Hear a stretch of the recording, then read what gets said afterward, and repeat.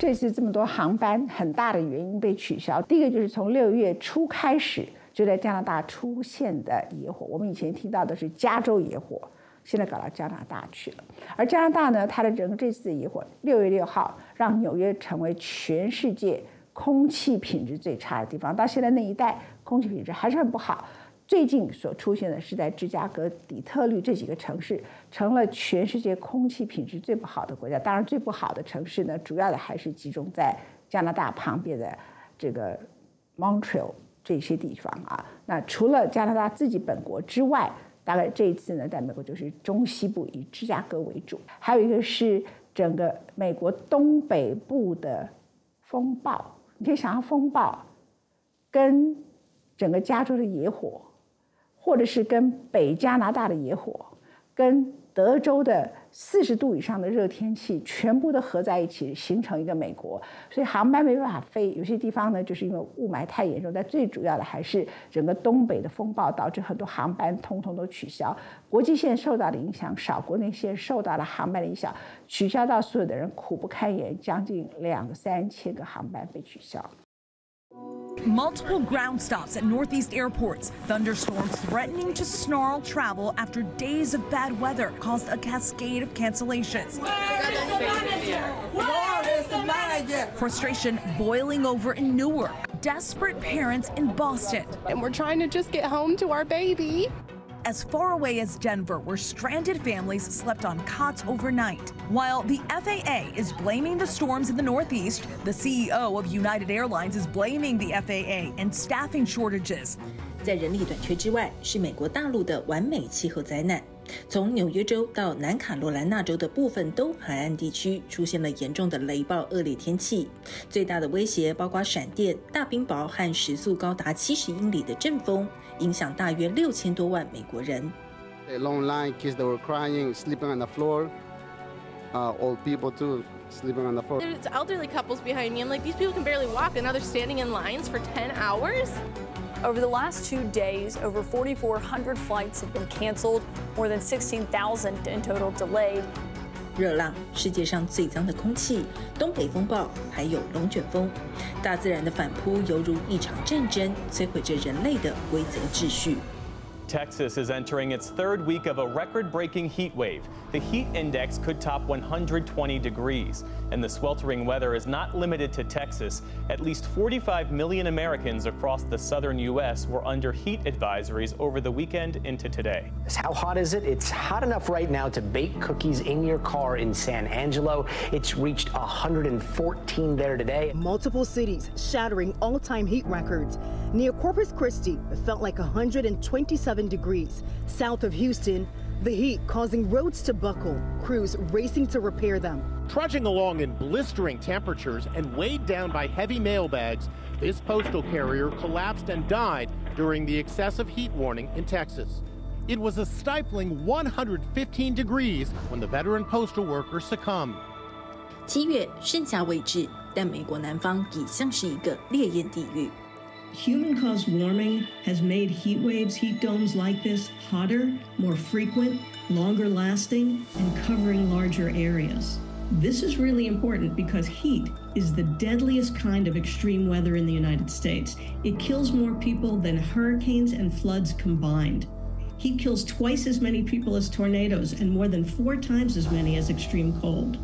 美国此次极端高温天气主要是由热穹顶现象引起，大量热空气在地区上空被高气压向下推，空气在下沉过程中变得更热，而此刻全美还要面对另一个考验。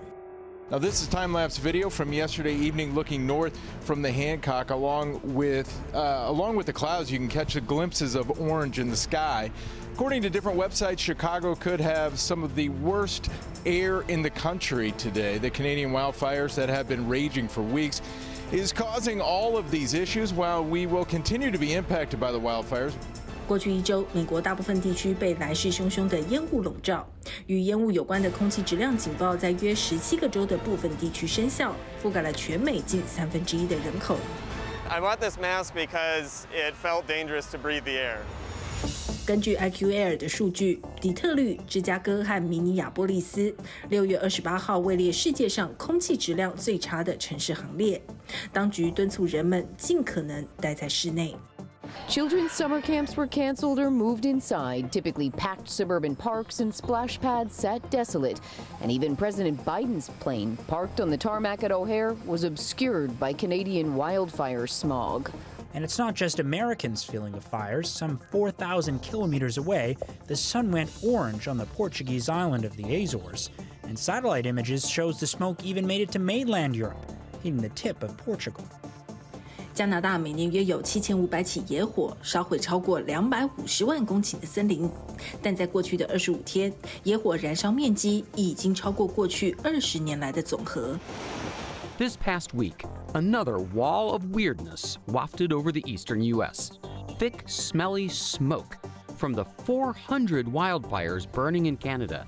Right now, about 11 million acres are on fire. That's bigger than Rhode Island, Connecticut, Delaware, and New Jersey combined.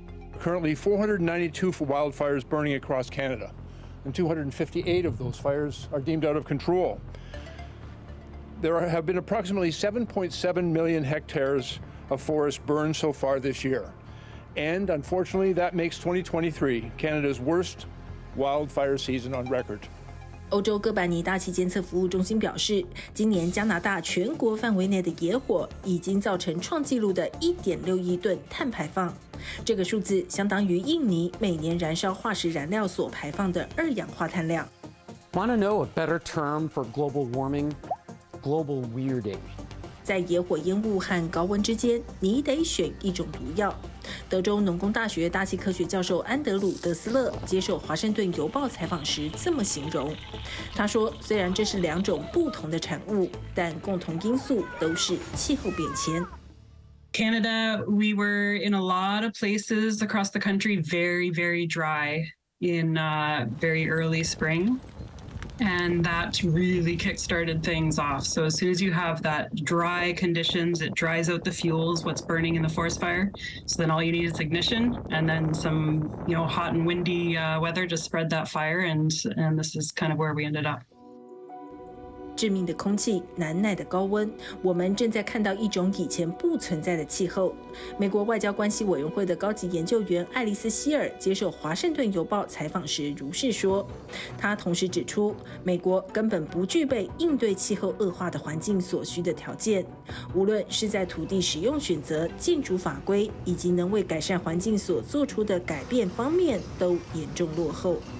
And in Texas, we've seen catastrophe happen there when the grid has gone down. And if it goes down during a heat event like this, people are going to die. 美国国家海洋和大气管理局今年1月初发布的报告称，极端天气和气候灾害在2022年累计至少有1650亿美元损失，并导致474人死亡。该机构说，在过去7年中，超过10亿美元损失的灾难有122次，至少造成了5000人死亡，使美国的损失超过1兆美元。If we keep going on our current path, it will only get worse, and this will seem like only the beginning. What is the hottest summer right now will be a cool summer 30 years from now if we don't get this thing under control. 气候战争就是一场生存战争，人类的不作为或不够积极作为，所有人都将承受残酷的代价。